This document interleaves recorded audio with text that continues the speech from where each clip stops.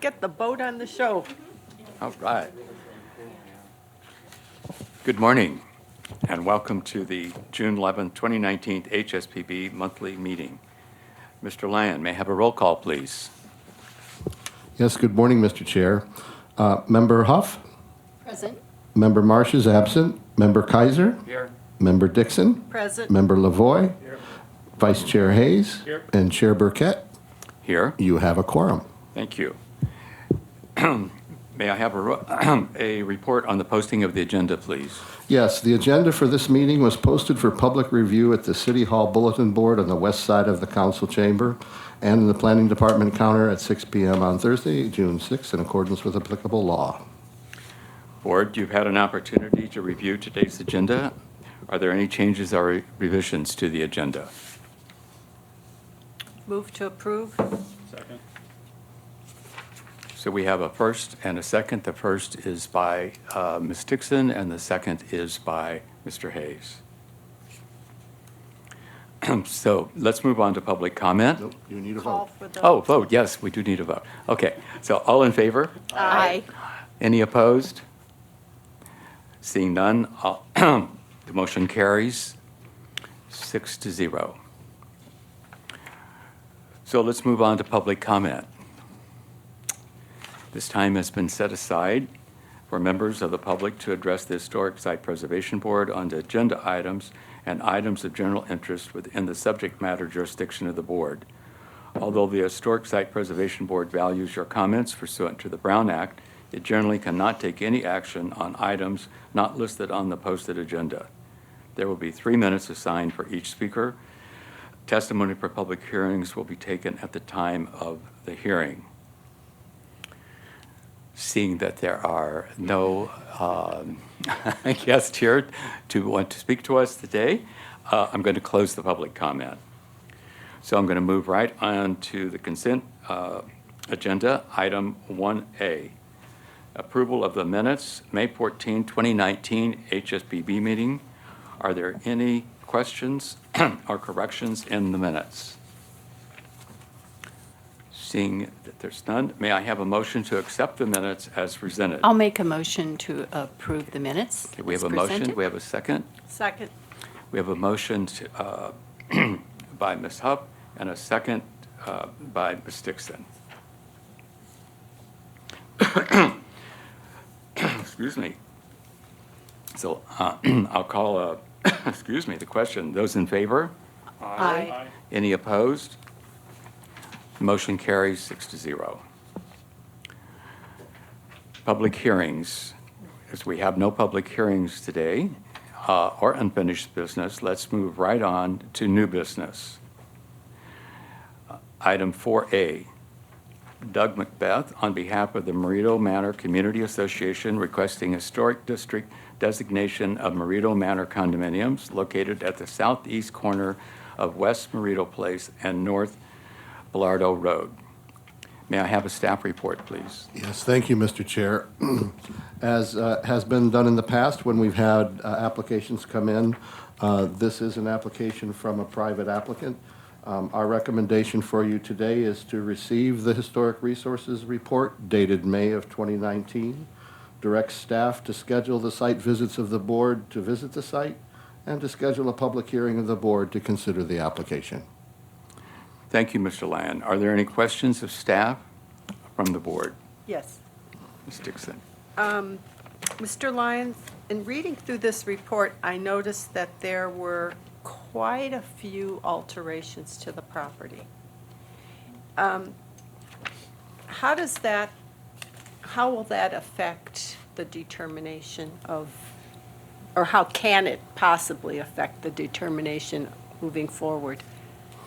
When the board has this at its public hearing, you'll be evaluating those various additions and add-ons under the context of integrity. So you'll be taking a determination when you look at those, the modifications that have been made, and making a determination whether the site possesses sufficient integrity or lacks sufficient integrity. As a historic district, when you're looking at those parcels or those objects that are in the proposed historic district as being contributing, those would be the ones that would be equivalent to a Class 1 historic site. So the ones that, as you evaluate this application and the various elements or components that comprise the historic district that are proposed to be contributing, each board member will need to make an evaluation of those individual objects against the qualities of integrity and make a decision. And may this board make suggestions as to what needs to be changed and removed if they desire? As a condition of possible recommendation, you mean? You could. Okay, thank you. Board, any other questions? If not, may I have a motion, please? Comments, please? We have a first. No Oh, comments? I'm sorry. Any comments? Mr. Chair. Mr. Chair. Yes.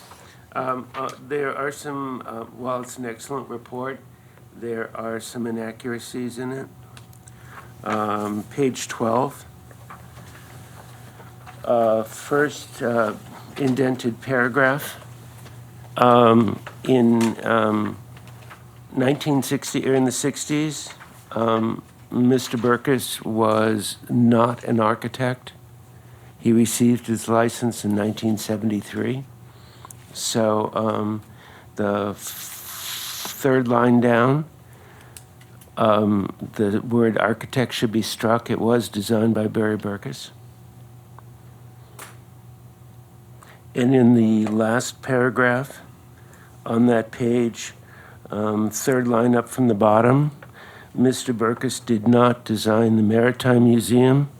That was designed by Winslow Sewell in 1941.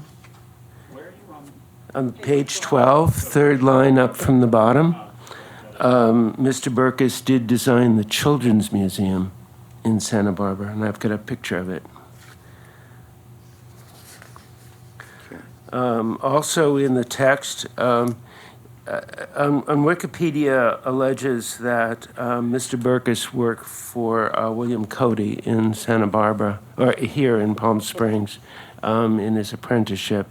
I think it should be noted because the Morito Place project is so uncharacteristic of Mr. Burkus's later work.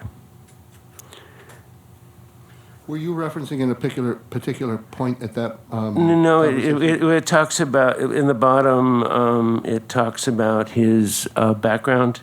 On page 12? Yeah, on page 12, probably the second paragraph up from the bottom. Okay. Talks about after graduating. It does not mention he worked for Cody, and I think that's important for the minimalism expressed in the Morito project. For a point of record, I knew Mr. Burkus personally. I worked for a firm that did contract work for him in the late 70s, early 80s. So I knew him well enough he could call me on the phone and burn my ears for comments I'd made. But I think we're always on a friendly basis. And I have a picture of the Children's Museum. I'll pass it around. It's probably the last thing Mr. Burkus designed. It has a huge amount of whimsy. And as I had read in one of his projects, his architecture was not of the faint of heart. And also, I have the Maritime Museum. This is obviously not a Mr. Burkus project. Yes.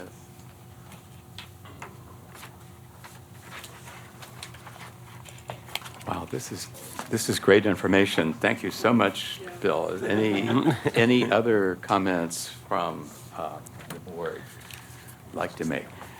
So I think it's time for a motion with the corrections that Mr. Lavoie has made. Do I have a motion on the floor?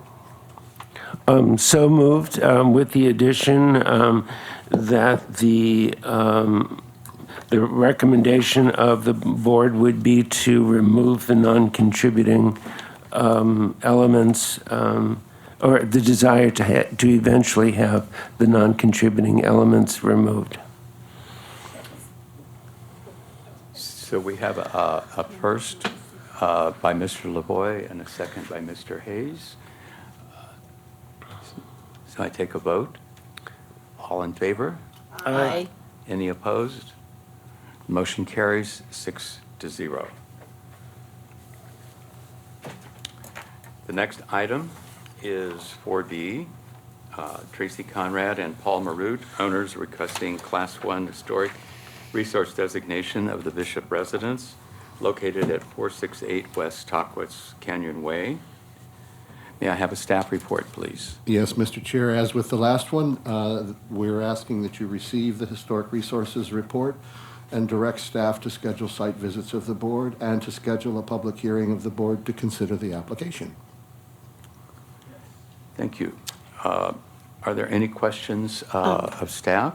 I had a question. I didn't Yes, sir. receive that report It was in front of you today. in front of me. We didn't get it in our packet. Right, No. it wasn't It's in right the packet. here. Oh, good. Thank you. Oh, you did? Thank you. Any other questions of staff? Any board comments? It's thick. Single-sided printing. There's some great pictures in it.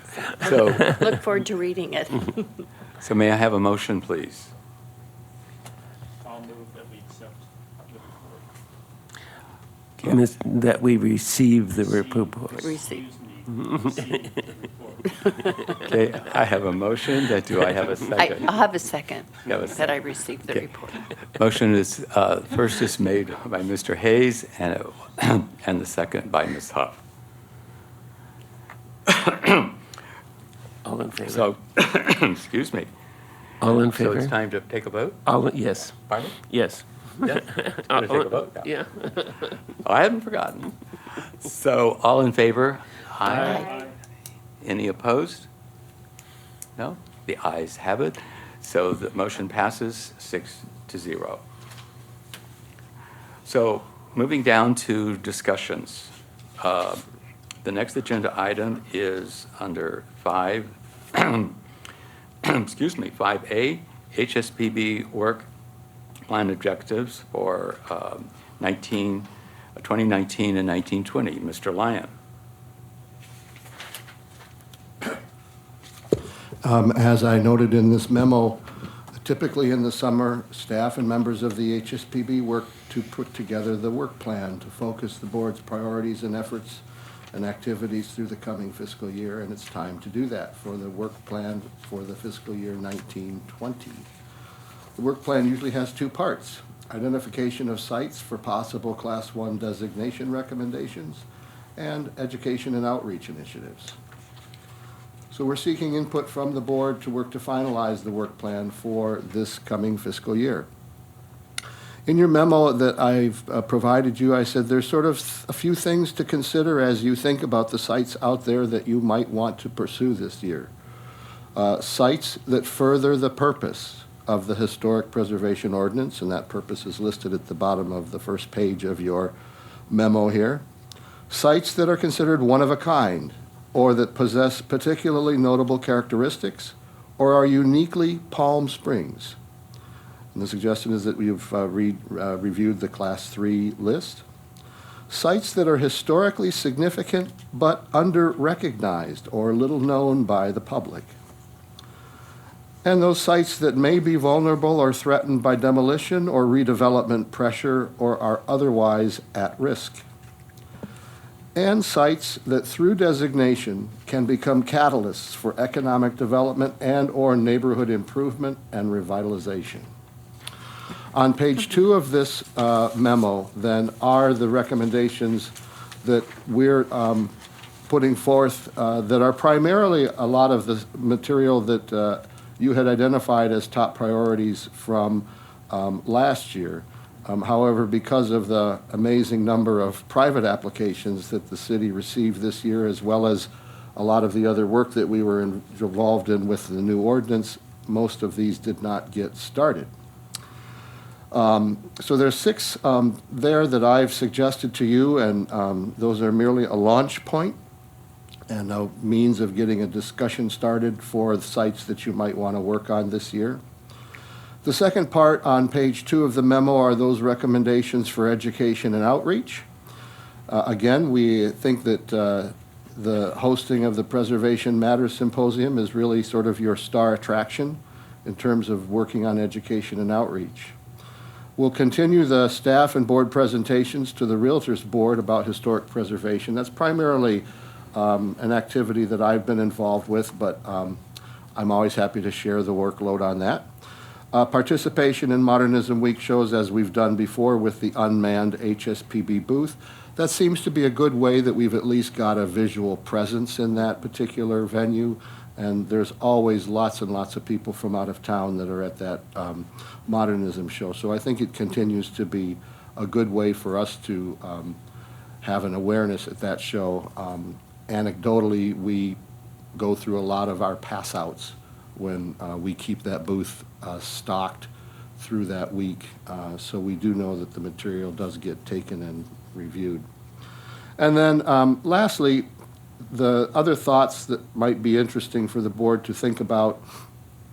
You know, we are a member of the Certified Local Government Program and through the State Office of Historic Preservation. And they do offer grants every year to those cities that apply for them. 2 years ago, we did submit a CLG grant for the first time. We had a grant writer temporarily here at the city that we were able to make use of. Our grant was not awarded, but we were given high marks as a good submission for our first try. We don't have a grant writer anymore at the city, so any effort that we would do in considering putting together a grant for submission to CLG is one that we would probably seek some assistance from either members of the board or if we were to go out for a consultant to put one together for us. And then lastly, coordination with local schools, colleges, and other educational institutions to promote and encourage awareness in historic preservation. And I think Chair Burkett has some thoughts in that regard. The last thing that I've provided for you on your memo is the listing from last year in terms of the CLG grants that were awarded and the cities to whom they were awarded. And then the last 2 pages are the background history of those cities that have received CLG grants, simply as a matter of kind of getting your creative juices flowing. If the idea is to work on submitting a grant, what kinds of things they typically award for. With that, I'm going to open it back up to you, Mr. Chair, and what I'm hoping we can do here is tackle this in kind of a step-by-step manner, if that works. You may recall in years past, those of you who have been here, and those of you who are new may or may not, what I've tended to do is have everybody basically do the brainstorming of the sites that you think would be potential sites worthy of pursuing a research project on and a submittal for possible designation. If the 6 that I've thrown at you are the 6 that you want, then that's a pretty efficient task and we simply can put them in priority order. However, if there's other sites that people want to consider, we would get those all together on a list. And then what I would do, as I've done in the past, is send those lists back out to you and ask you to prioritize them. And then based on each of you submitting your priorities to me, I tally those up and present those at the next meeting for your consideration as to what are your top priority sites to consider. Okay? So we can run it that way or any other way you wish. That sounds good. That sounds good. So I'd like to now open it up to the board for additional ideas that properties that you would like to add to this list, and or if you want to rearrange the list or omit any of those. So, Mr. Hayes. So do we know how much money we have left in our budget and when that goes away? We do. That's going to be part of my staff member comments at the end of the meeting. But our budget authorized for this current fiscal year was $53,500, and we have spent a total to date of about $49,600. So we've almost spent it out. Oh, Not too bad. What's the fiscal year? The fiscal year runs July 1st through June 30th. So we are wrapping things up. Right. So as far as budgetary, like, we could allocate maybe funds for one more this fiscal year, maybe? No, I won't be able to get a contract out in the Okay. time frame that we have. So unfortunately, then that $5,000 or whatever it is kind of goes away. Will go away, yeah. Yeah, okay. We've got a couple more markers that I'm hoping to get still under this particular year's budget, but it's going to depend on when I get those proposals, whether I can get them in this year or not. Okay.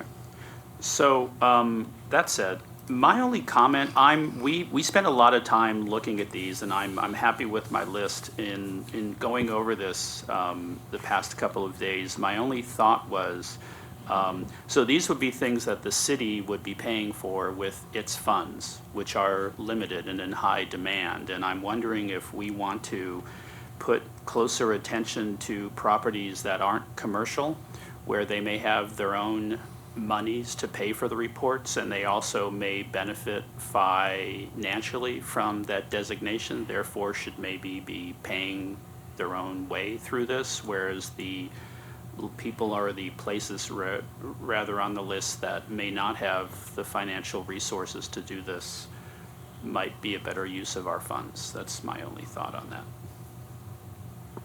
And when you look at what it takes to really put together an adequate amount of research to substantiate a potential recommendation, remember, while we are blessed with receiving these very, very detailed reports from some of the private organizations that provide these historic resources report, the guts of what you need in order to substantiate a possible recommendation are outlined in the ordinance.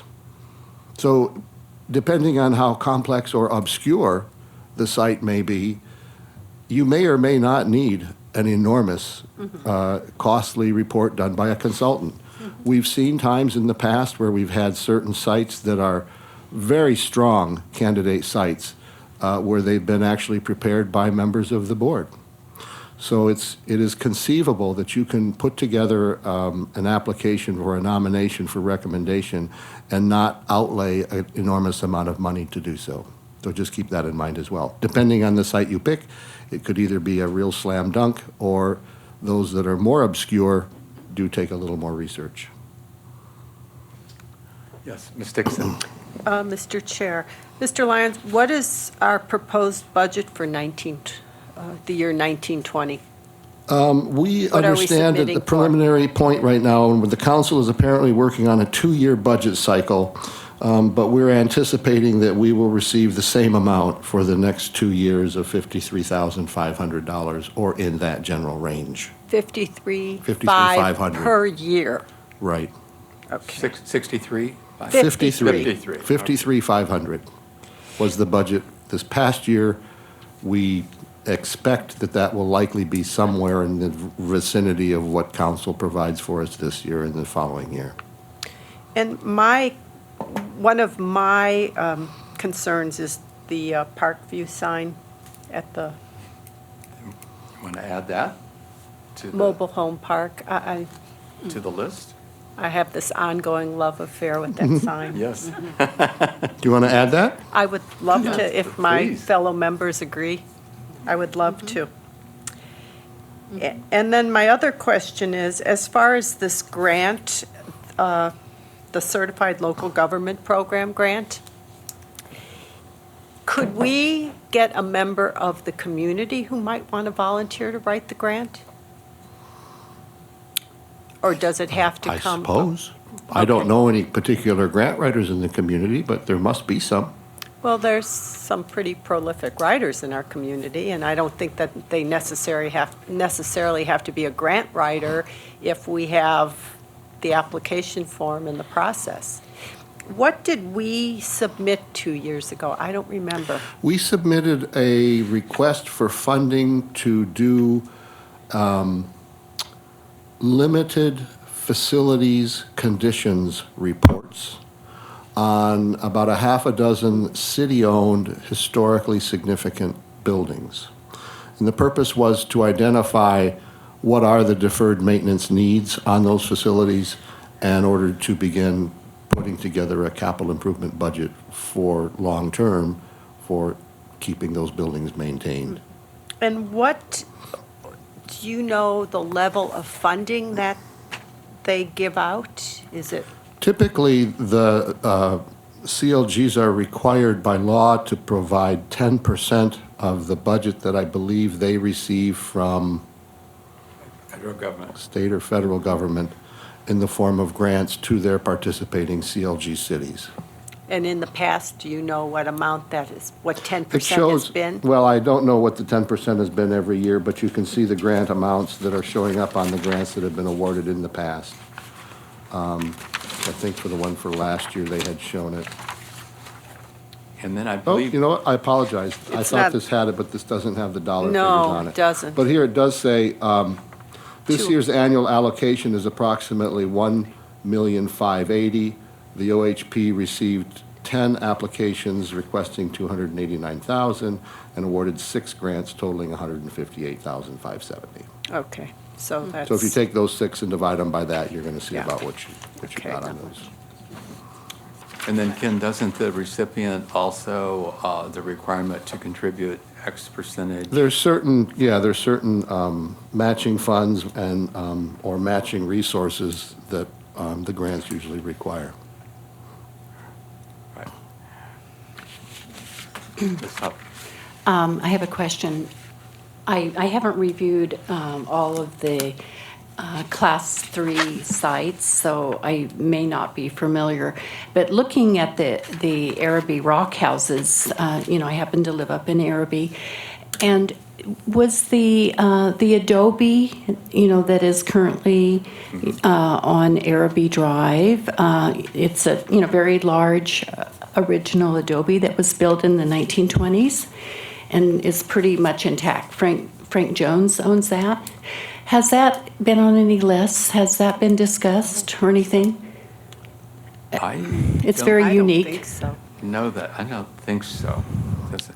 We can look and Yeah. see what's on the Class 3 list when we have it. I was gonna bring it today, but Yeah, I haven't looked at it. I'm just wondering if anybody, because having the Araby rock houses reminded me of that. That's a good one to check out. So what Yeah. is it called again? Well, it's an original adobe Araby private residence built in the 1920s, and it's very intact. It hasn't been altered very much on the outdoors, except for maintenance, because it is real adobe, the walls this thick. Very, very unique and yeah. unusual, and These adobes are really important. We have so few right. that are Yeah. intact. Yes. Yeah. I think they're So, really. so anyway, that was. I've put this down as the Araby Adobe, but we'll see if we can find an address. Yeah. Yeah, I'm sorry, I should have brought, I didn't. No, that's okay. It's- I was gonna bring my Class 3 book Yes, too, and I right, walked over here right. without it. So, it has a nickname. It's called El Dumpo Adobe. That's its nickname. Dumpo? And there's a sign in front of it Dumpo? called El Dumpo Adobe. That's its nickname, and there's a sign in front. Oh, But we have to have that one. what was that? Anyway, so and the Araby rock houses, that's interesting also. And I do have some testimonials because we always wondered what that was about. Because my mother-in-law came to Palm Springs in the 1930s as a teenager and talked about those houses, those little rock houses. And then Moya Henderson lived in Araby, and Jane Hoff lived in Araby. Jane will be 100 this year. So I have some testimonials that could share at the appropriate time about those rock houses, because I know there's not a lot of research on them. Yeah, exactly. Okay. Yeah, and there's, I've been to one of the 4 that's that's definitely been, I think, has been preserved and restored properly at this And point. I've been in all of them. There are 3 that are questionable, maybe, but we need to really, I think it's really important, are those 3 houses someday will not be there anymore. So I Right.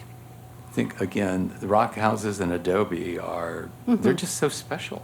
I mean, that's like, we do have a lot of blessed with a lot of mid-century, of course, but Yeah, there's 50s. actually quite a few houses up in Araby. I have a brochure of the original track that was in like 1920 that shows, the original layout of the track. And there's some other very old historic houses. That little white house, the Purcell House, that was built, as the track house. Anyway, there's others in Araby too, so I'll kind of look into that. So are we putting this on the list? yeah. Well, the rock houses are already on Right, the list. right, but Yeah. El Dumpo, Yeah. Yeah, sure. Or Okay. unless it's on some other list, but I'm, I think we should. okay. Yes, Thank you. absolutely. I'd suggest we put it at the top of the list. If there are people still alive who could give testimony, Yes.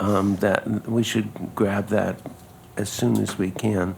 Plus, those are the things that are the most endangered of being torn down and a faux mid-century put in its place. Totally agree. Dan? I just have a couple of comments. I understand that Caraccia Pensione owners oppose designation. Am I right on that? I don't know. Okay. If that's the case, they're never going to pay for a report. So, and I think that that's an important one that we move forward with. The other that I just would like people to look at again is the Las Palmas Liquors, because it's great looking. And now that Arrive has been built next to it, the whole piece is like so cool together. You almost don't know what's new, what's old. And so I think that we should look at that in terms of not only what it is individually, which is what we did when it first got on this list, because Arrive had not been built yet. But now looking at it as a whole piece on that corner, I think is important. And in that regard, Dan brings up a really interesting point. When you see buildings like Arrive that are new buildings, that when they go in, they actually enhance and complement the older buildings that are there, you can really call that out as a rather successful development. So the new building is standing on its own and very interesting, and it hasn't diminished the visual interest of the old one. And also, when you look at it as a piece, the way that I'm sure that the architect who did the Arrive took that building into account, because if you look at the way that the things line up and everything else, I mean, it's almost part of it except for the color of the beams. If they were like done in more of that old rust color, it would look like it's one whole piece. Yeah. Yeah. There was a well-thought-out blending. I just have two, but these others are so special that I'm almost reticent to even mention them. But I'll just share them with you, what my thinking is. Again, because it's very unique, as I think, is the Colony 29. And also, I continually am concerned about the Racquet Club. I think without the Racquet Club, this would have been a different town. And I think it's very special, so I would like to also offer that one. Well, you have already processed the Racquet Club several months ago. And I'll be giving you a little juicy update during staff comments. Okay, very good. So I will wait to I'll hear just, about that. just tease you with that. Okay, that sounds good. Okay. Okay, I so think let me it's- ask a question. We talked about eliminating some where the corporation might pay for it. Right. Would Union Bank be one we would consider eliminating, since Union Bank certainly can afford? That could definitely, I think that's going back to what Mr. Loy said too. Yeah. I mean, with the commercial part, I think that, And on some of these, when you get into that question, the real question is, if you have a property owner, whether corporate or private, whether residential or commercial, and they're not in support, right. then it may be the kind of thing that you do want to do as a city-initiated. So just something to keep in mind. Union Bank, I wish it was designated, so, and I don't know how interested Union Bank is. I was just going to ask that You know, question. it's sort Has of like, anyone ever they don't talked to care. them? I don't think, they probably don't care. Yeah, probably, unfortunately. Well, it's one of those kinds of things that if it's something that the board thinks has merit and it's one that you want to work on, the first place we can start is by sending a letter saying, we talked about it, here's the possibilities, do you have any interest? Here's our number, and start a dialogue with them. Okay, And then I can report back. Yeah, If we I wind think up that's a saying great they're, idea. you know, they're a blank wall, they really aren't interested, then you guys can choose whether or not to take it on. If they come back and say, well, gosh, we'd never thought about it, but, you know, maybe we'd like to, there you go. So if it's ones that you think have interest for you as possible things to work on, then go ahead and list them. And if we find that there's owner support for it, then you can kind of shift those things around at that time. But There is Okay. one other one that I meant to mention, and that is the gas company. And I Oh, think yeah. we have so few brutalists in town. I think we only have a couple. The building's great. So that's another one that I would propose that we add to the I list. agree. Okay. And do we know, does Union Bank own their site, and does the gas company own that site? The gas company does not own that site. The gas company building was purchased by the same individual who owns the corridor where Coffee North is. Right. I've had conversations with him recently because there's site improvements and landscaping and things like that that they're going to undertake. And I have discussed with him the possibility that once he gets the building cleaned up, if he wanted to consider Class 1 designation, I explained the Mills Act to him, and he was interested. So, you know, he's like, I got a lot of things to get done before I can think of that, but I'm interested. So Okay. that was an encouraging conversation. So he could be one we send a letter to regarding the Sure. gas company building. Sure. Any other ideas, thoughts to add to this list? You know, I think this was a great exercise. I'm really glad we did go through this. I think it really helps us identify what's really important. And I think we've added some really very good ones to the list this morning. And I think the ones that you had, that you've worked on, that, you know, a lot of these are carry forward, and I think they're really good sites to work on. Yeah. The only thing is I want to say, which, you know, with any work plan, as I said, this is the material that you work on when there's nothing else coming across your desk. So, you know, keep in mind that we may or may not get through all of these, depending on how much other activity we have with applications coming in from private landowners. But it's good to have this kind of list that you can then begin working on when there is time.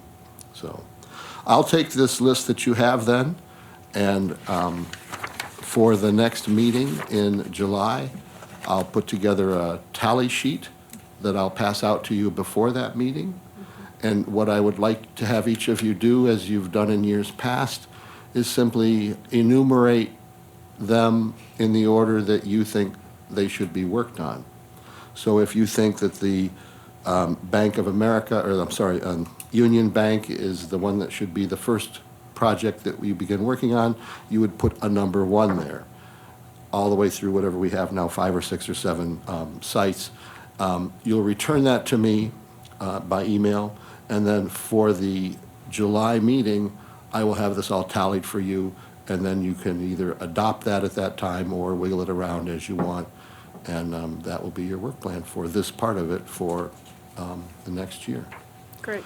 The other part then that you want to think about in your work plan is your education and outreach initiatives and some other things. And I know, Dick, you had some discussions with me on this. Do you want to lead this piece of the conversation on initiatives for education and outreach?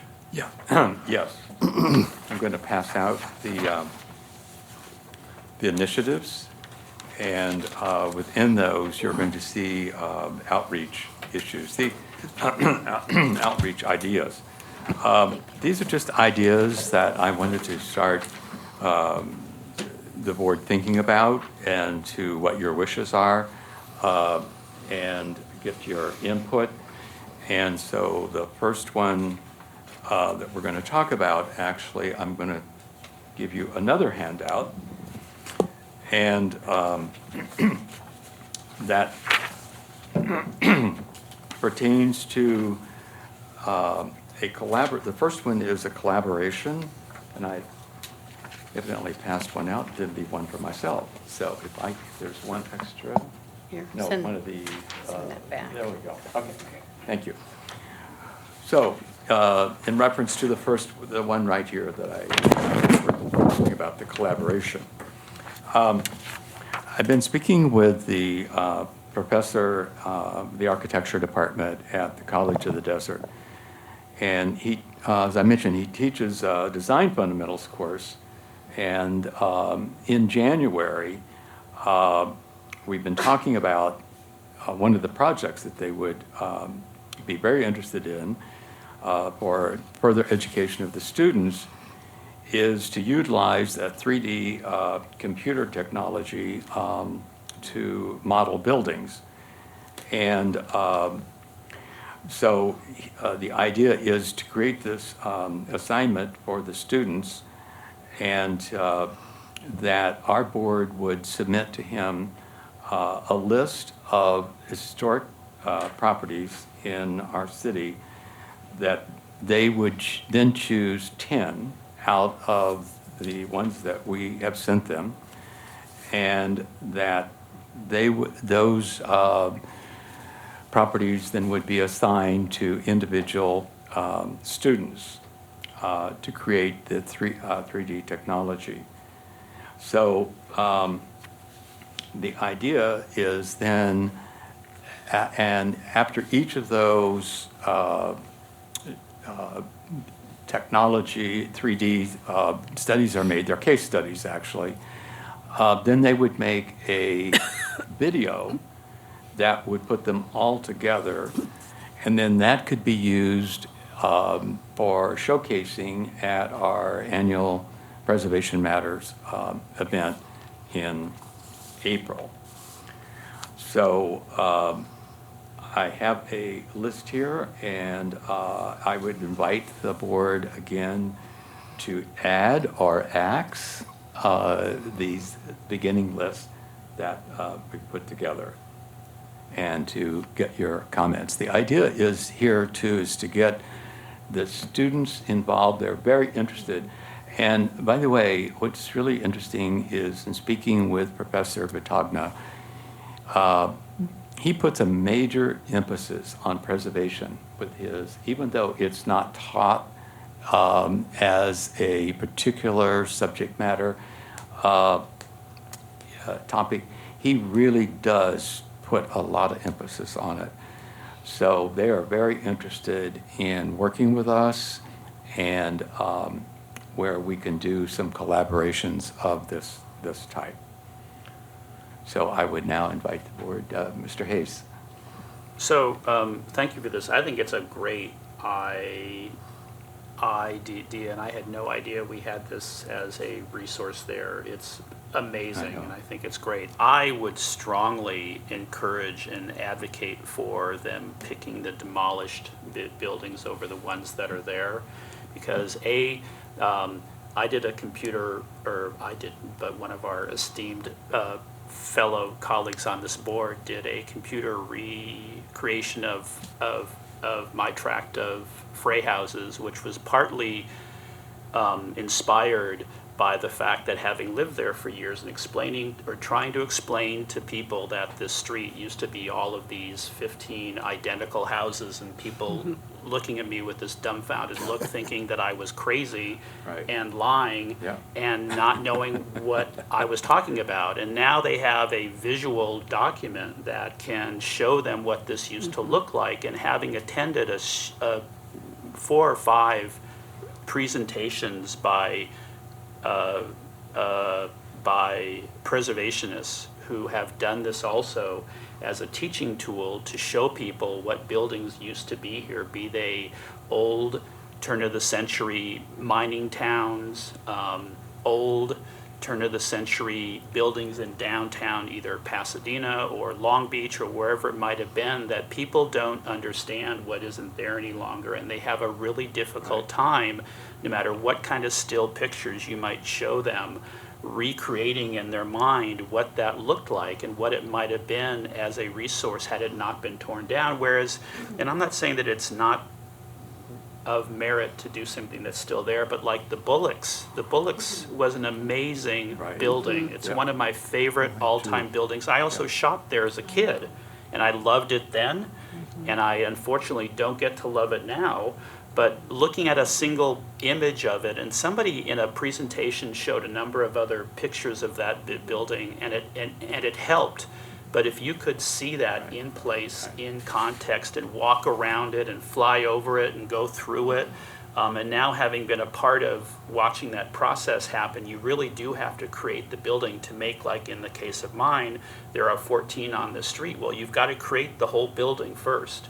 And you've got to create it on all four sides. You've got to create it on the inside. You basically rebuild it before you can place it. And so as a teaching tool for something that's gone, it's huge. And it might, also, I think the fact that the more we get kids involved in this process, the better also. I mean, and I was sort of going to add in the other part, I was at a presentation recently where I literally, the room was packed. It was an auditorium of probably 250 attendees for this lecture, and I unfortunately was one of the youngest people in the room. And that's there literally, and the woman who was speaking actually made a remark because somebody asked a question about getting millennials involved. And she said, well, if there were any in the room, we might be able to ask them. And they're literally, in one woman said up, I am, out of this, and so I think it is critical that we get young people involved in this I agree. process, and they also understand what has in the way of resources what we've lost. And I think a number of these on our demolished list, are tragically gone, that we might get them to understand, oh wow, like that thing that's downtown replaced this really cool Welton Beckett building that's, used to be cool. Anyway. Just a quick question on the graphic file that you were just talking about for your neighborhood. Is that something that we could obtain a copy of for the city archives for those No. projects? Or are you the proprietary owner of them?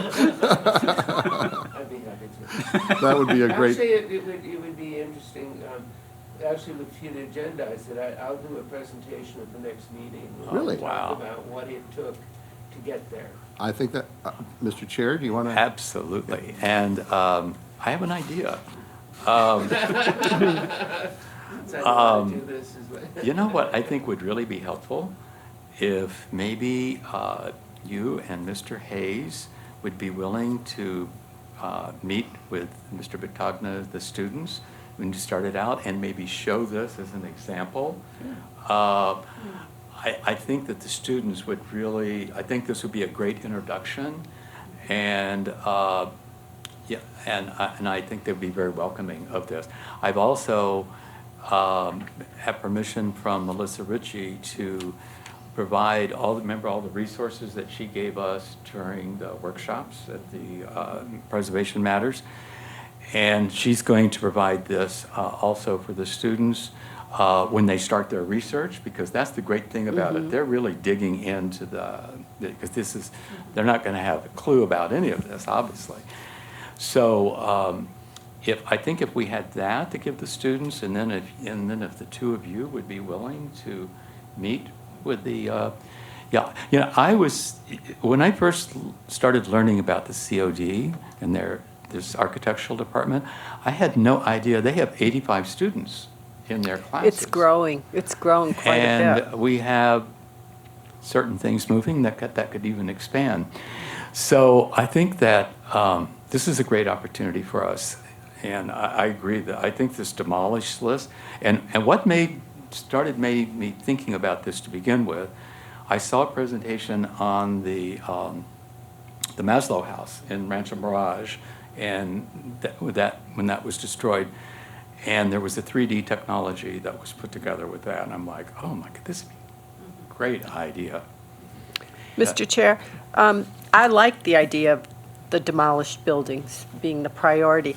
So my question would be, should the racket club be added to that, since that was once again such a big, important part?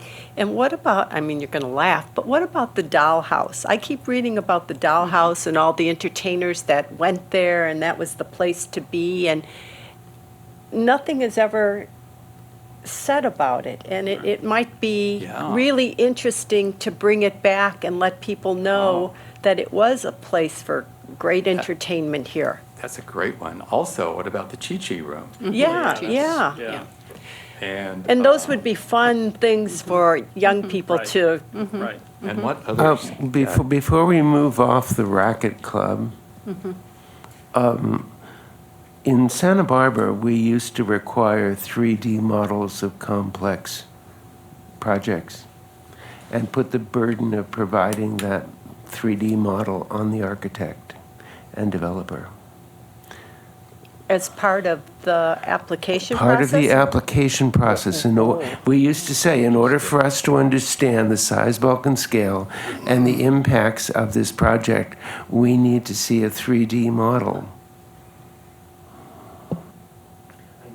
He doesn't do that, has never done that, but if you want a 3D model of the racket club, ask for it.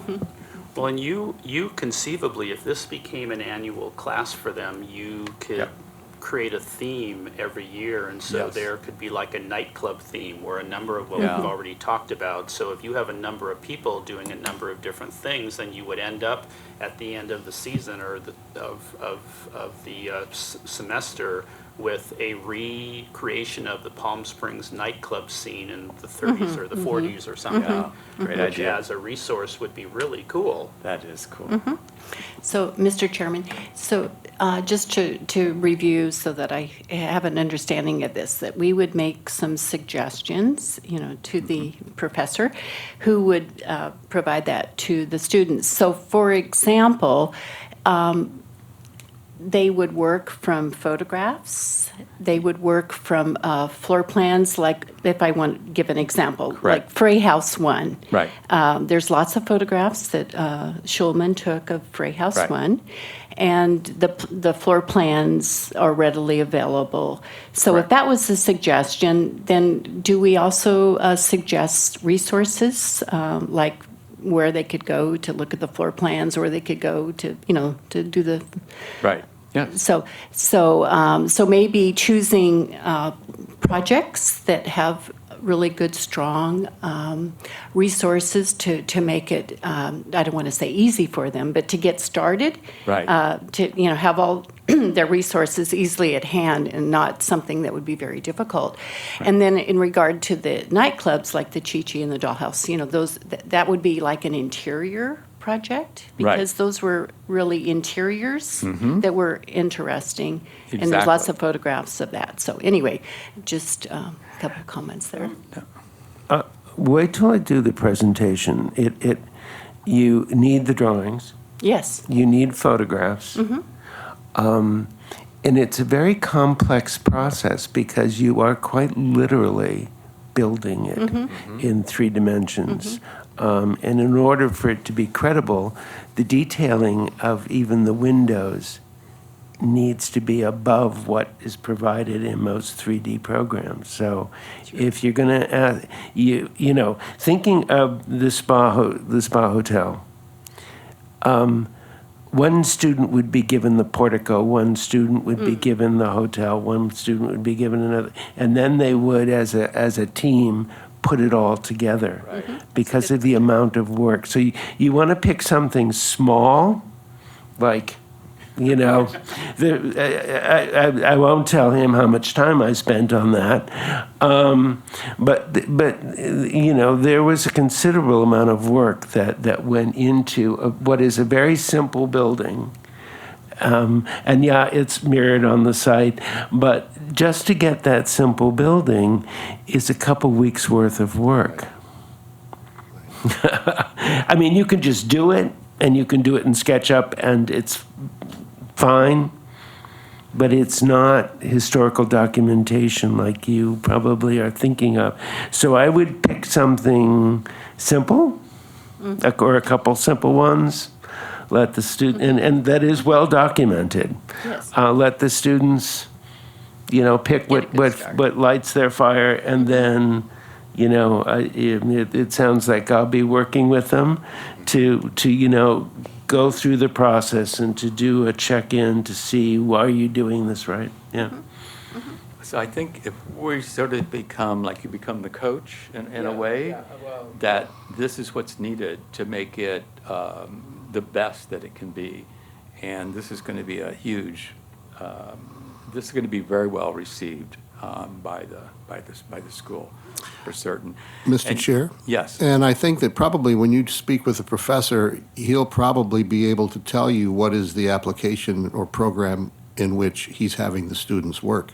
So if it is SketchUp or some other program, Right. that will begin to give Bill and others a sense of what is the level Right. of detail that this project can actually achieve. I think what we need to have is an initial get-together conversation with the professor before we go to the students. And then we get that lined up, and then whatever those decisions are, then we would take it to the students. So I can orchestrate getting that set up. While you were talking, focusing on buildings that have been lost or destroyed, I've added the Dollhouse, the Chi-Chi Lounge, the tennis club building on Baristo that was recently lost by the PSUSD. Also, the PSUSD Administration Building, the Donald Wexler Building that was demolished not too long ago yes. to put up their music building. Frey House 1, I think, was mentioned. And then I know it's somewhat quirky, but I was just thinking of the Fashion Plaza Bell Tower. If anybody has ever seen that old Right. bell tower from the 60s when the Fashion Plaza was first built, it's a very kitschy.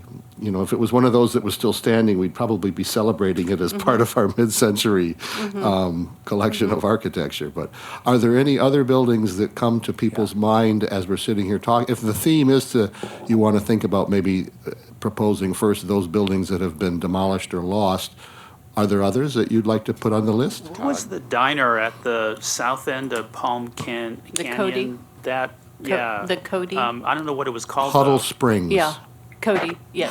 Huddle Springs. It's Would on be your, cool. it's on your That's list. on the Oh, list. it is? Yeah, Oh. it's the number Oh, I 5. didn't, oh, Huddle that's, oh, Springs, got it. yeah. I didn't know what it was called. Where was Perfect. that? Like Mesquite and North, or excuse me, South Palm Canyon. Yeah. For their construction right now. There was a whole shopping center there called the Woolworths. Cameron Shopping Center. Woolworths was there. Oh, yes, right, yeah. And also, another one is the Oasis Hotel. Because we have very little remaining, but, the rest of the Yeah, hotel. I put Oasis over on the right, or left side, but we can add that to the Yeah, left that's what I'm side. thinking, we could move that over.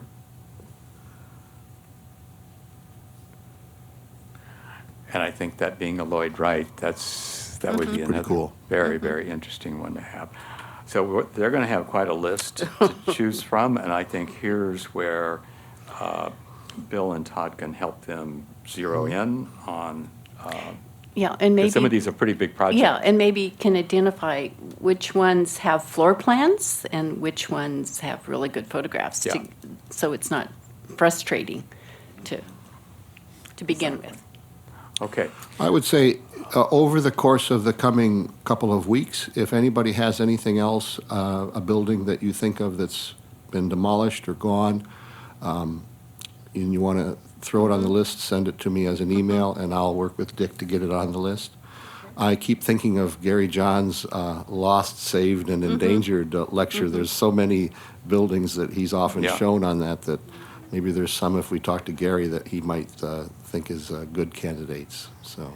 yes, I think that would be a good, we could reach out to Gary and see what he I can do would like that. to add to the list as Sure. well. That would be, Thinking about how this fits into historic preservation, 3D modeling is probably going to be the new tool for documenting extant historical sites. I know there are corporations who go in there and give you a 3D scan of existing buildings. As the first run of this program, it would be more, I think, better to take a student to an existing building of which we have plans and say, document this, recreate this in a computer form.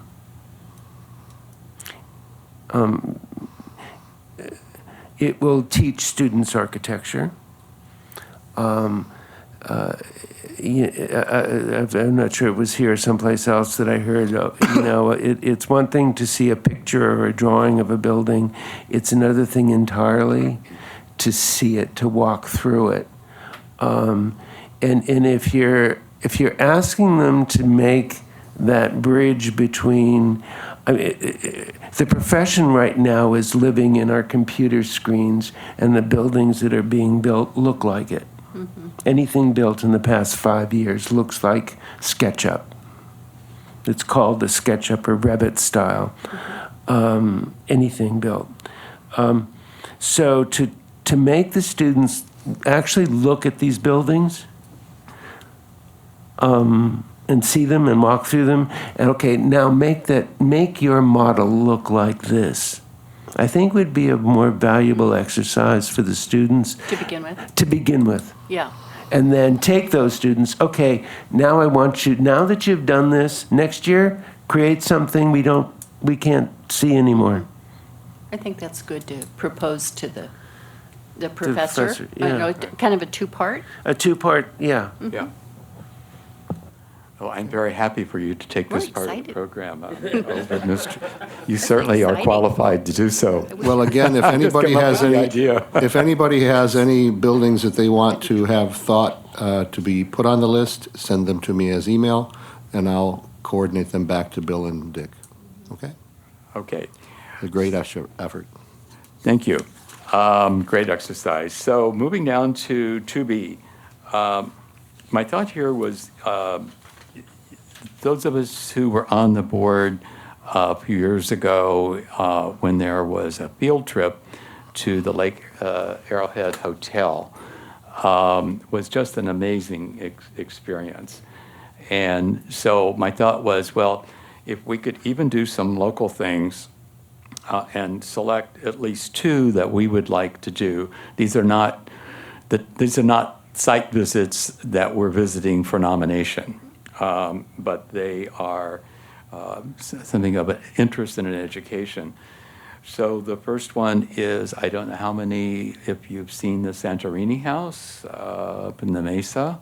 It's pretty amazing, very, very unique. The second one particularly intrigues me that I wanted to share with you, and that's the actual COD campus in Palm Desert.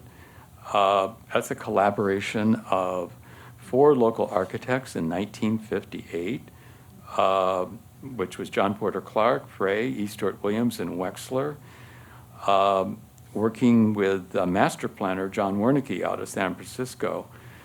And they were the ones that created the actual design for the COD. And Lance O'Donnell has had tours of the campus, and which is really quite enlightening. So that's one that I thought would be of really interest to this board. Then I know many have seen, of course, the Annenberg Estate, but again, Lance O'Donnell has added the administrative building that's new, and also, as far as I'm concerned, you can never get enough of the Annenberg Estate, that could be another very interesting one for us. Also, Melissa Ritchie does some amazing tours in Rancho Mirage. So our neighboring city, for which I'm very happy to see that coming back on board is their emphasis, their reinstitution of an historical site commission there. And then there's an adobe house at the base of the mesa on South Palm Canyon, where the daughter, the house had really gone into very bad disrepair. And the daughter has basically come in now and started the restoration on it.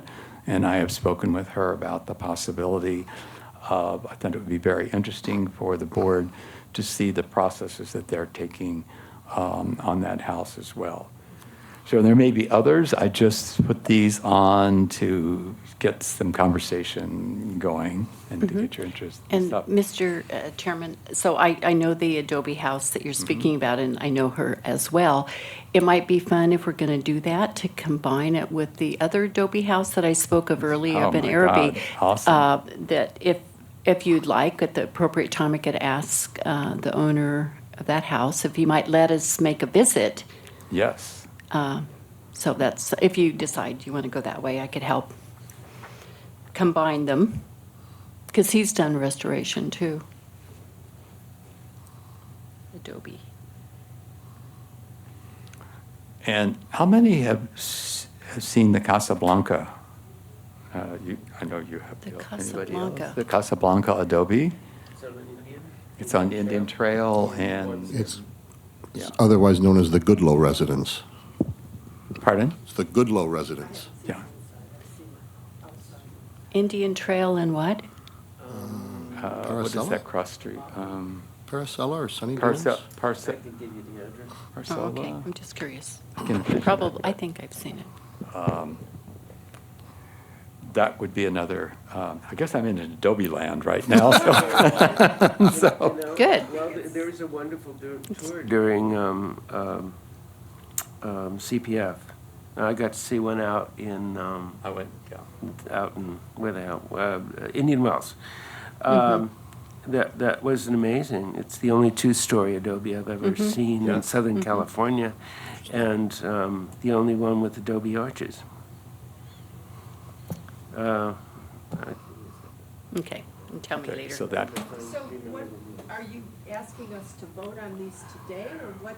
well, I want to get just want to get your feelings, your opinion, which ones you like, which ones you don't, how we'd want to prioritize them. Maybe that would be the way to talk about. Is that okay? Sure. Yeah. So we can, decide on which ones we want to prioritize, or select out of the 5. It can be more. I just said to do, I'm just happy to get us going with 5, I think, or 2. So Casablanca is 590 South Indian Trail. Yeah. You can see it from the street. So could we possibly do all 3 adobe houses? I mean, I think that would be really interesting. Personally, I think that would be very interesting. Me too. And I also think that supporting Melissa and doing a Rancho Mirage historical tour would send a nice message to their Yes. city council and to their historic Yeah. board that we Are interested. were interested and were Yeah. supportive. Member Dixon, would you turn your mic on? Oh, I'm So sorry. Yeah. No, I agree. And I don't know if all of the board members know or not, but Melissa and I are on the Coachella Valley Preservationist organization. This is a group of, it's a rather informal, we have meetings 4 times a year, and there's representatives from Indian Wells, Palm Desert, La Quinta, Rancho Mirage, and Palm Springs.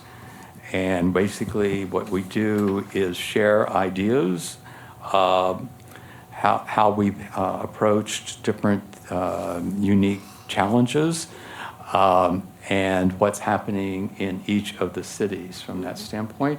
And Melissa is very much a part of that. And I think that I agree with you. That'd be a great way to do this.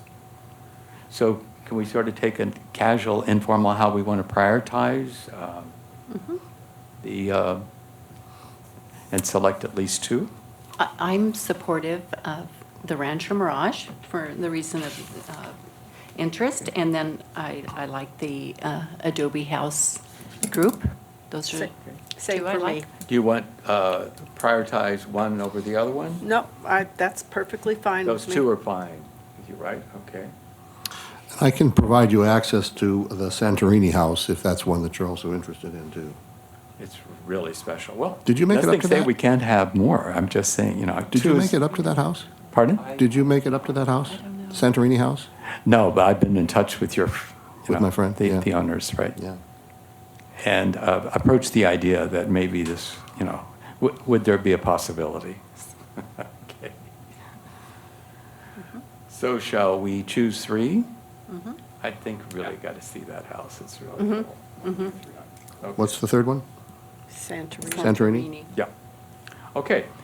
The next thing that I propose is continuing our public outreach. You know, we've come a long way in the last few years with the public, but by keeping preservation out front, that's what's going to make it strong. That's going to make the emphasis to the city and to the council. And so I think this is really important, anything that we can do. So I've listed 4 items actually on there that I'd like to bring to your attention. Social media is one, but social media in this case would be, let's say when we do designations and or a symposium or a field trip, that we create an article then that would be reviewed by staff, and then from staff it would go to Amy Blaisdell for publication. So because we've really not utilized that tool as much, and also we could utilize it more for the symposium.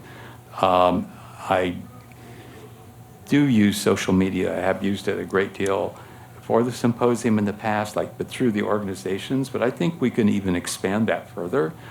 Every chance that we get to promote it, and I know many of the board members have really been good about posting that as well. Another one is I could see us doing a quarterly article in the Desert Sun. And that really goes out to even a large audience. And again, articles that could be, again, when there is designations, could be any subject that we come up with as a board, and that we keep the presence of the board and preservation out there. Another one is Atomic Ranch. I have a good rapport with the editor, and I think we could get an article into the Atomic Ranch. Another one, in a conversation with Mr. Lyon, this could be really fun to have a lecture on Palm Springs historical tidbits. I bet you didn't know. And if you just spend a few minutes with Mr. Lyon, he has several up his sleeve. That would be great to share. What is DB? His name. Is what? So That's just you're to going to do. remind me I'm supposed to say Okay, something. okay. I couldn't That's figure my it crib out. note. That's my crib note. Okay. Okay. And so those are 4 things under public awareness that I wanted to mention to you. Excellent. And if you have any thoughts, input, whether, if you're okay with these ideas, then I can, start introducing them. Excellent. So, sounds good? Excellent. Okay, this is just an informal discussion, so we're Right. not taking Excellent. votes or anything. Could I ask a question of staff? Yeah, sure. Do you feel that staff would be able to participate in these things? Or, I mean, I know what your workload is, and I don't think that it's our duty to make you work To assign more even work to me? to work No, that is your- overtime? That is your responsibility. Yes, we can make this work within Okay, the perfect. parameters That's- of everything else. Okay. things that sort of take top priority are the applications that we receive, so that we're processing people's applications as timely as we can. And then the other material is, you know, it fits in as we can fit it in. Okay, perfect, thank you. Then the next And we have item, some material that we've worked with. There was a lecture I did a couple of times, a couple of years ago, as part of the library's lecture series, in which the topic of it is Palm Springs, like no place else or like any place else.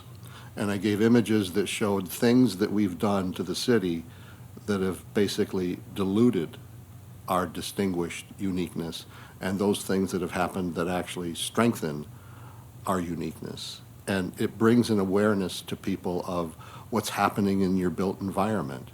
So when the parking structure goes up, and on the parking structure it says downtown parking, where is that? It's anywhere.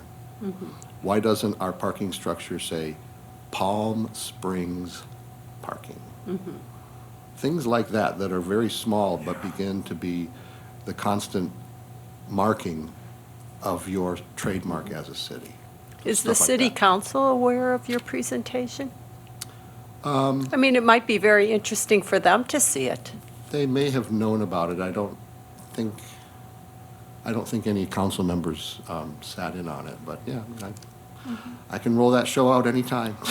Sounds like a good show. that's a very valid point, that I think talking about public awareness, and start at home, is exactly that. And I know we will have some new council members coming in November, and I think, again, you know, having this understanding and awareness is really significant. Also, I think you were there, Linda, and I know I was, for the, at CPF, and they had the Visitors Bureau, remember that panel that was led by Robert Ember, and we were talking about the economics. And it was a blow-away presentation that actually Mary Jo Ginther did on talking about the economics and for the Visitors Bureau. And they reach out internationally, and all of those ads that they sent out, a great percentage had to do with architecture and preservation here in the city. And that should be one for next year's presentation, Yes. historic presentation day. Yeah, I have that on That's great. on a proposed agenda, because that was super important. Was that something that Mary Jo actually was the producer of through the Chamber of Commerce, or was it somebody else? Was it Robert's presentation? It was Robert Ember was the moderator, Okay.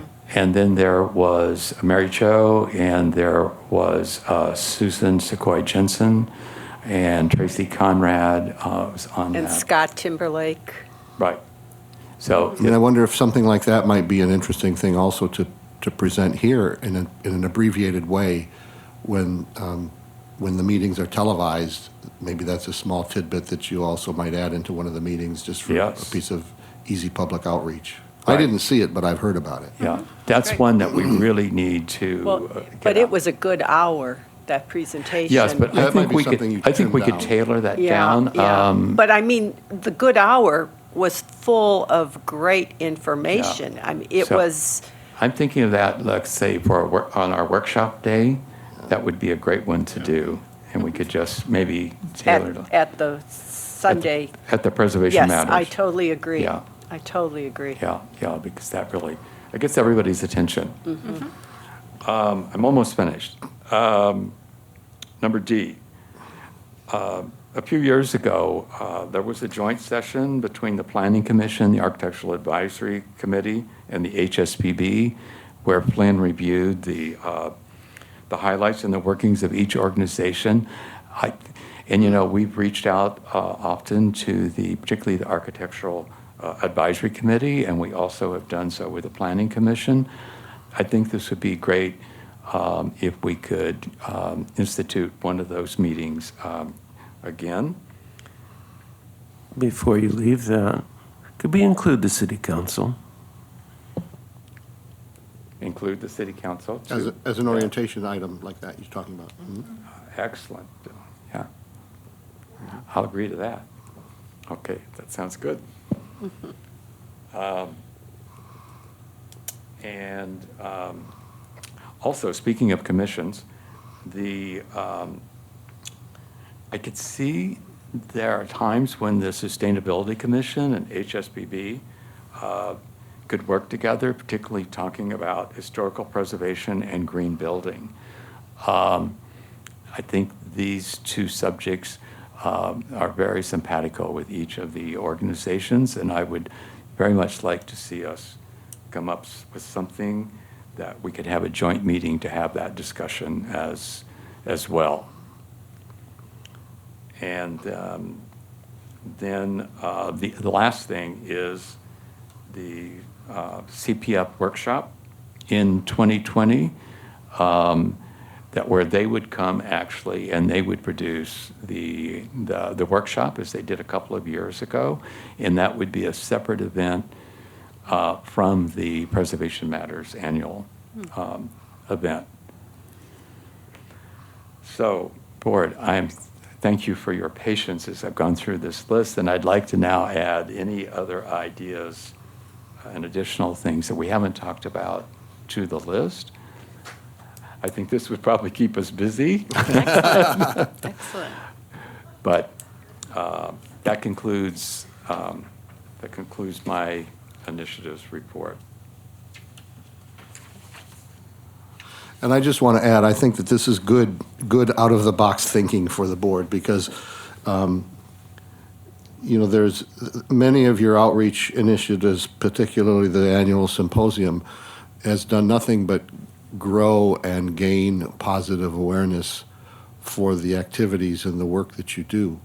So I think those have been valuable activities for the board to take on, in addition to the routine of business that's coming through your plate every single month for applications to consider and alterations to consider. This is good material to be working on as well because it, as you said, it's a way of keeping in one's awareness the issue of preservation and how it is important in Palm Springs. It's all about education. So now we finished the discussions, so it's time for board comments. So, Board, any additional comments or things that you would like to bring up? Mr. Chairman, I would just like to make a very brief comment. As a new member of this board, I am so thrilled and pleased with the good work of this board, and it's so exciting. And I just want to express how, as the new kid on the block, it's very exciting, and look forward Good. to all the future endeavors. So thanks for your Great. good organization. Good, absolutely. Thank you. Any other comments, Mr. LaFoy? Yeah,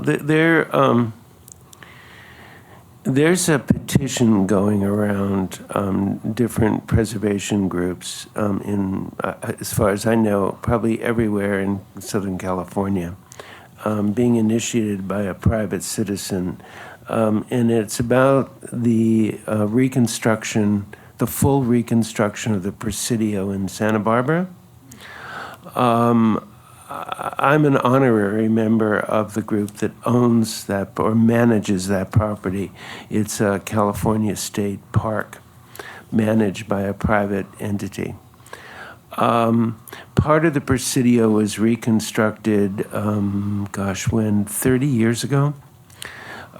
Two buildings of that original Presidio survived as private homes. One just a little one-room adobe.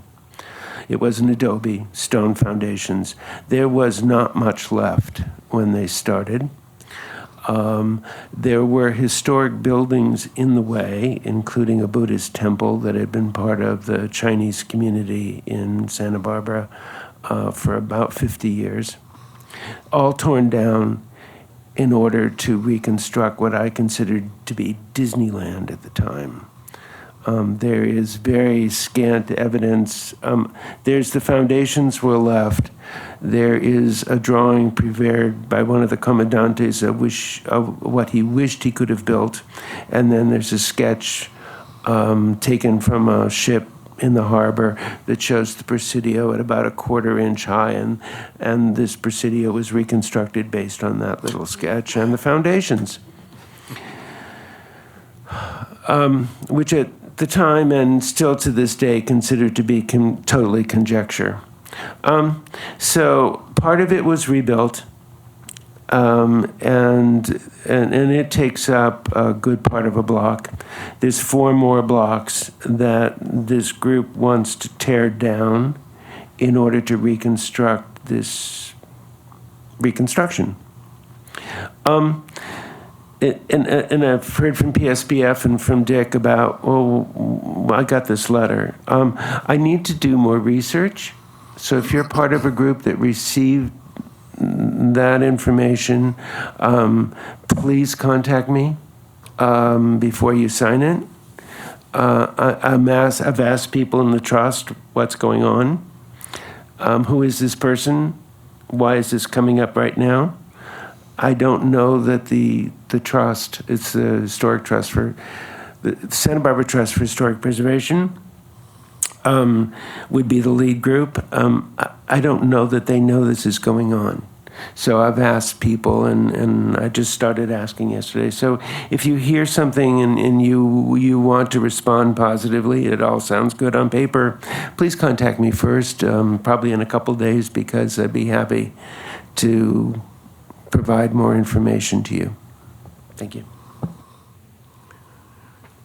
Todd?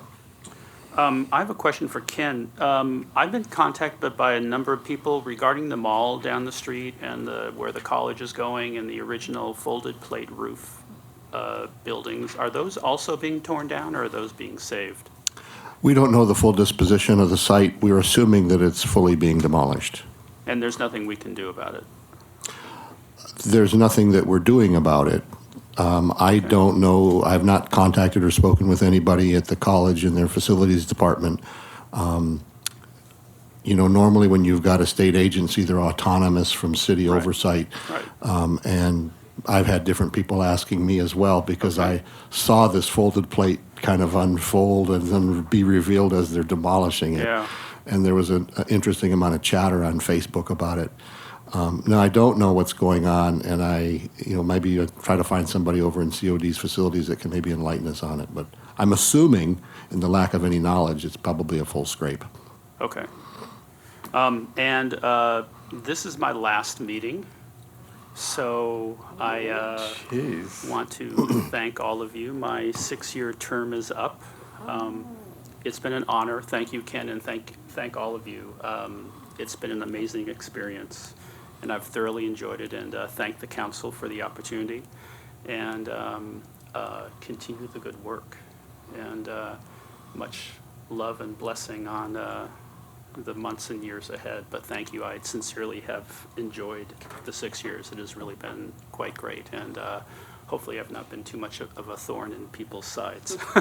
So thank you. From a staff level, I will also send a most sincere thank you.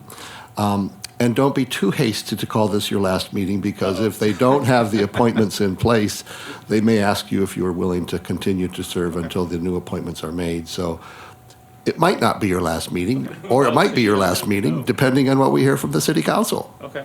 But most definitely, thank you for your service. And knowing how much time it takes on my side of the counter to put all this stuff together for you to read, then realizing you guys have to read it all, it's not lost on me how much work each of you put in as volunteers. So thank you.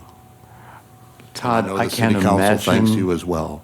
I can't imagine having a meeting without you. I agree. God, I hope it doesn't get too dull. But I think Mr. LaVoy will keep us. Todd, No, you I are know. a valuable member No, of this you're- committee, and you will be missed. Yeah, Thank you. your in-depth questions, the way your logic has really added a great deal. And things that sometimes I'm like, after I hear a comment like, why didn't I know that? Why didn't I think of that? So it really has been well recognized. And so I am sure we will find ways to engage you. We've already found one with the COD students, so we're not going to just let you slip out of here entirely. So thank you so much. It really has meant a lot to all of us. Board, any? Yeah, me in particular. It's sort of like after all these years, why didn't I think of that? Yeah, that is important. So thank you. I really appreciate it. Yeah. I want to also just add as a postscript, you've not only served on the board, you've also participated in the process. Yes. By submitting 2 of your own properties for consideration by the board. So you've actually gone through the process. You understand what it takes to write a report and what it also takes to keep a building in a historically appropriate way. So that's interesting that you sort of brought experience both as an applicant and as a board member processing things. So interesting. Yeah. And he's also participated in the HSB symposium with opening his homes on the tours as well. Yeah, which is very special. Many thanks. Any other comments? I just have 2 really quick. One is, can any update on the cork and bottle as far as where they are with their plans? No, I haven't heard anything on them. Somebody else mentioned that they had seen some work started and then it had stopped. I've not noticed the cork and bottle recently, so I don't know what's happening there. Okay. Had you seen something? No, I haven't. That's what I'm curious. Is it appropriate to inquire? I can find out the status on that. I think they've got their building permit, so I don't know, maybe it's a funding issue. Right, yeah, okay. I'll see if I can find out through building and report back. Right. Okay, and I just have one last thing. Just received this morning an email from our friend Linda Patton. She's the art teacher at St. Teresa's Church, and they have set up a restoration committee, and they have a list of projects that they sent. And so what she's asking is, does our board, of course, help out with these projects? Now, I'll let people answer that one. But her other question is, are there grants that can be applied? And if we could point her in the right direction, are there grants that we could recommend to her to pursue? The only grant program that I'm aware of that's been recently active is the Facade Improvement Grant Program in the Central Business District. The person with whom she might want to contact is Kathy Van Horn.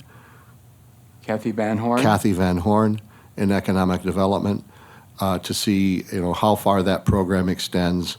I think it's a primarily downtown-focused grant initiative that the council put together, where they will offer modest grants, matching funds to what the building owner will put forward in order to help spruce up the fronts of the buildings downtown. But have her contact Kathy Van Horn, and Kathy may know of any other grant projects that might be out there in the works. And that's the city's Office of Economic Development, right? That's correct, yes. Yeah, okay. Right. As you know, they've certainly participated with us over all these years with the students and getting them involved. 6th, 7th, and 8th graders becoming preservationists to the future. So anything we can do to help them, I thought would really be great. So, Mr. Chairman, Yeah. I have 2 sons, almost 30 and 32, and they were students of Linda Patton. And so I helped them build models when they were in 4th, 5th, 6th grade. And, anyway, she's a great teacher and has Wow. been doing this, for a long 20 years. Yeah. So I didn't know if you knew it. She'd been Yeah. teaching model building. Yes. I helped build a model of Alcatraz Island. No kidding. Cool. That was before she really focused on Palm Springs. It Right. was California history. We keep Thank learning you. things about our board. Thank you. Okay. Any other board comments? Staff, may I have your I comments? have please? just a couple of things. as we wind down the year, this is the current standing on our budget.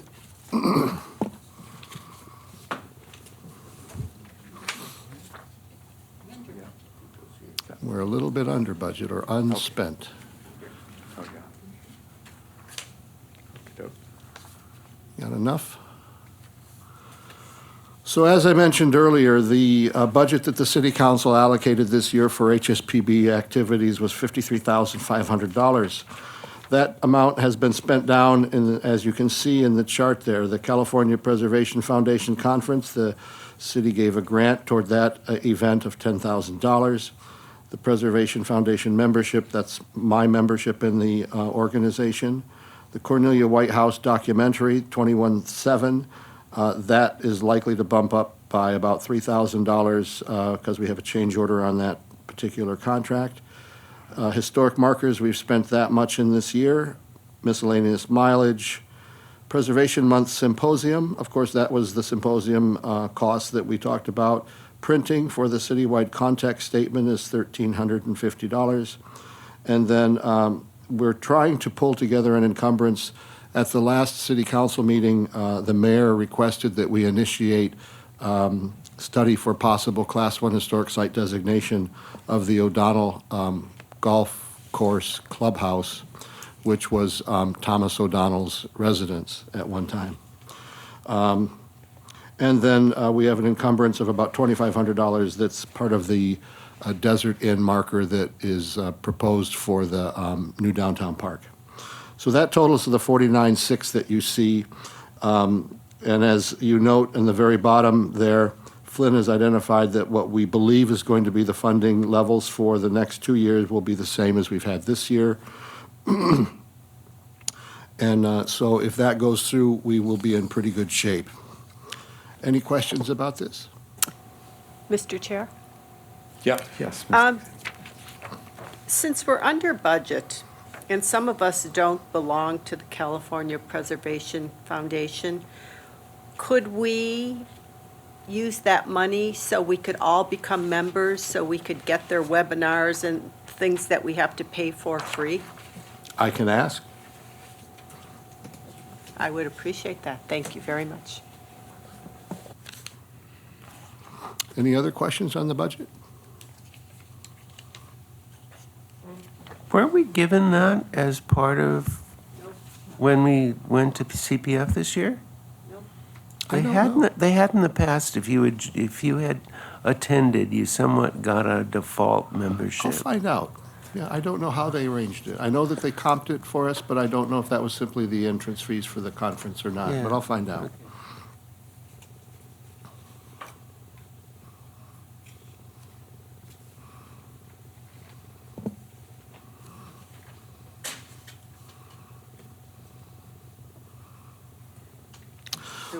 $1,000 to go on a field trip. Yeah, there you go, the next 2 weeks.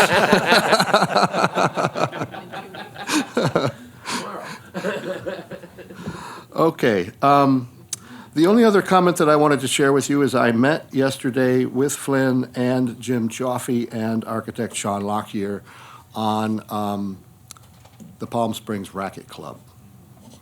The Racquet Club has closed, escrow as we understand it. And the new owner is looking at putting together a development that would be a resort-style hotel that would have approximately a total combination of around 110 guest rooms. The property, as currently envisioned, and I'll tell you more about this as we go, is envisioned as a hotel block that they are currently thinking of as being 3 stories in height.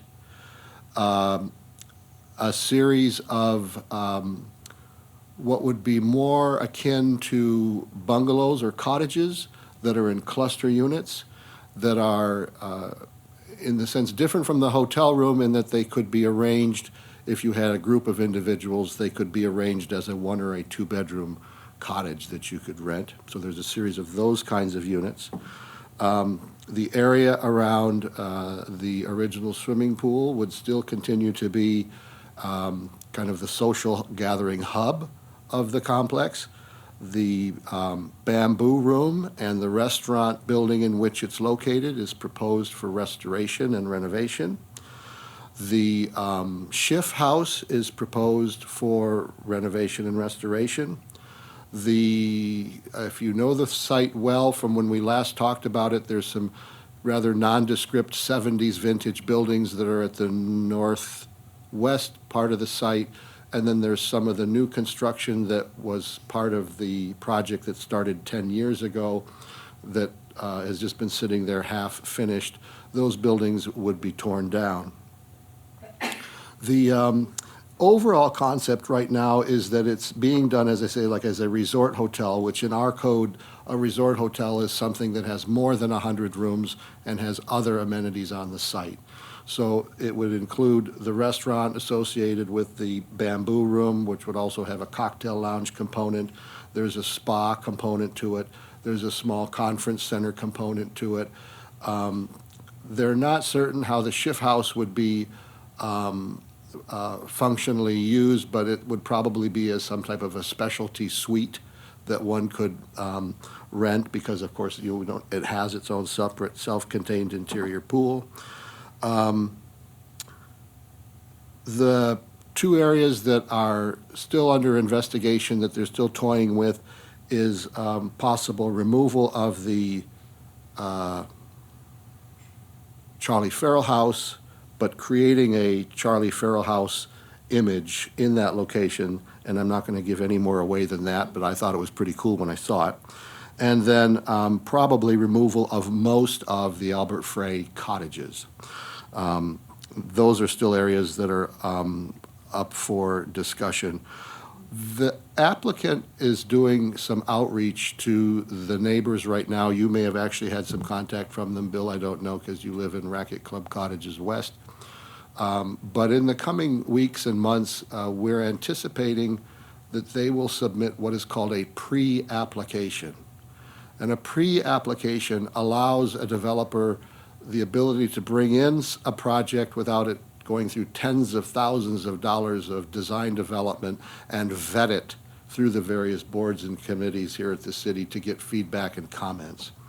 So we anticipate that they will probably be bringing something in as a pre-application maybe next month. And according to the conversations we had yesterday, we may be requesting to pull together a special meeting of the board in order to review and provide comments on their conceptual design. So that's kind of a very exciting new piece of information on the Racket Club, which has been really just sitting there for decades, slowly falling apart. Any questions on that? Will they have to do any zoning changes, or is everything zoned to meet their needs? The current zoning on the site is R2, which is medium-density residential, 15 units per acre. They would be looking to probably do a zone change to R3, and that's primarily in order to accommodate the desired increased height, because R2 limits structures to 24 feet and 2 stories. R3 allows a little bit higher, greater height. They'll need to do a general plan amendment. The site currently has a split general plan land use designation. Part of it is medium-density residential, and part of it is TRC, or Tourist Resort Commercial. And the probability is that the site would be run to a complete general plan land use designation of TRC, because the whole site becomes basically a tourist resort commercial kind of site. They would have, of course, a major architectural application that would be part of their application materials.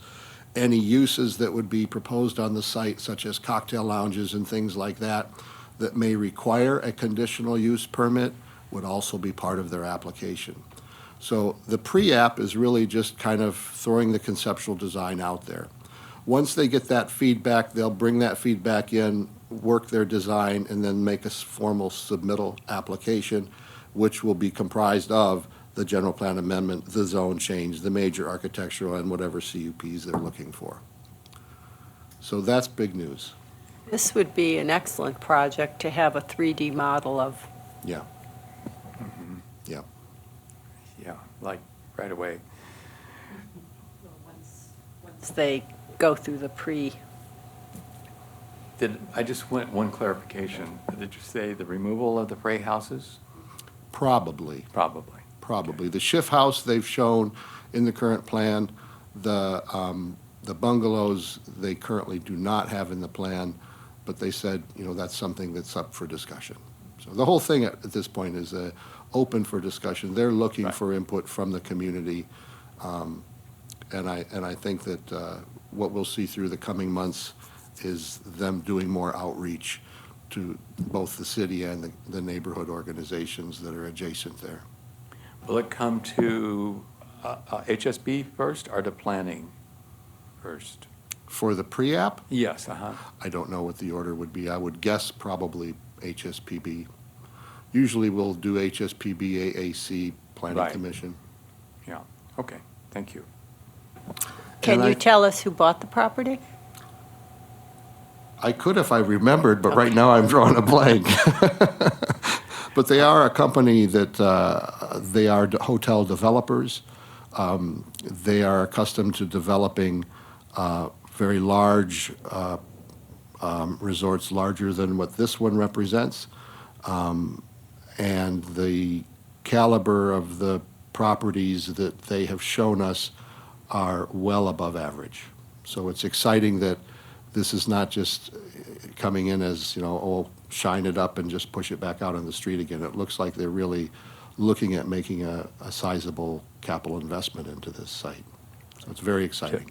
So have they chosen a brand operator? If they have, that wasn't shared with us yesterday. Okay. I don't know. Okay. Any other questions of staff?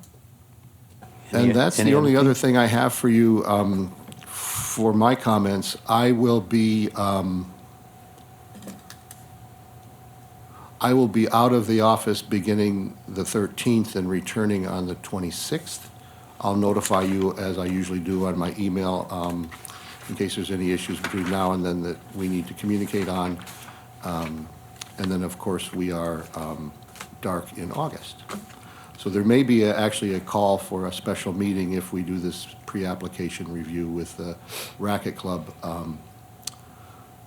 developer. And so we'll just have to see what kind of availability everybody has if they are able to pull that together. That's all I have. Okay, thank you. Well, with that in mind, if there's no additional discussion, I will adjourn the Historic Site Preservation Board to its regular scheduled meeting on Tuesday, July the 9th, 2019, at 9 a.m. in the large conference room at City Hall. Thank you, Board, for all your participation today. It was really great. Appreciate it. It was a great meeting. So thank you so much. Have a great week.